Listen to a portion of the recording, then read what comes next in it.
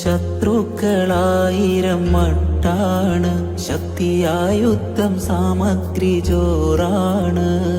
മുത്ത് നബി സൈന്യം കുറവാണ്, വെറും 313 പേരാണ്.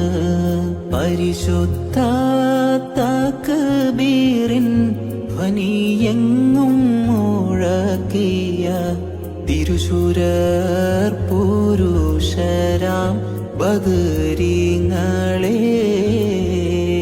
ബദർ യുദ്ധ കളം തന്നിൽ പടവെട്ടി വിജയിച്ച ബഹുമാന ശുഹദാഉൽ ബദരീങ്ങളെ.